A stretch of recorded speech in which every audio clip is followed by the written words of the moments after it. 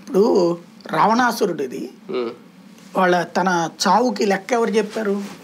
తనకున్నటువంటి సూక్ష్మం, తను చంపడానికి ఉన్నటువంటి అతనికి ఉన్నటువంటిది ఏంటి? ఎన్నిసార్లు తలకాయలు నరికినా మళ్ళీ మళ్ళీ తలకాయలు పుట్టుకొస్తూనే ఉన్నాయి.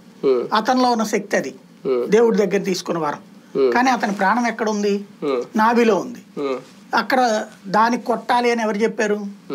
ఈ విషయాన్ని చెప్తే తెలుస్తుంది. అంటే ఇంటి గుట్టు, అందుకే కదా ఇంటి గుట్టు చెడు చేసావు కదరా అనేది. అట్లాంటి ఇంటి గుట్టు ఎవరికి ఉంది? ఇప్పుడు జగన్మోహన్ రెడ్డిని కొట్టగలిగిన సామర్థ్యం చంద్రబాబు వల్లే కావట్లే. చంద్రబాబు వల్ల కాక పవన్ కళ్యాణ్ ఎంట పెట్టుకు తిరుగుతున్నాడు. వీళ్ళిద్దరి వల్ల కాక భారతీయ జనతా పార్టీని బతిలో ఆడుకుంటున్నారు. అలాంటి స్థితిలో ఇక్కడ జగన్ ని కొట్టాలంటే ఎట్లా సాధ్యం అవుతుంది ఇండివిజువల్ గా? అలాగని షర్మిల కూడా అంత శక్తి సామర్థ్యాలు ఉన్న శక్తివంతురాల జగన్మోహన్ రెడ్డి. కాంగ్రెస్ పార్టీకి అది దాన్ని ఏమంటారు, ఏమీ లేని చోట ఆమోదవృక్షమే మహావృక్షం.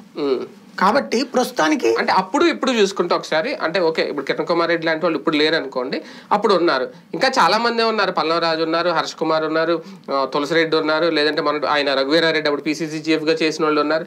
వీళ్ళందరినీ వదిలి అప్పుడు వివేకానంద రెడ్డినే కావాలని ఈయన మీద పంపించడం, టార్గెట్ చేయడం, ఇప్పుడేమో షర్మిలను తీసుకురావడం. అంటే ఇది చీలిక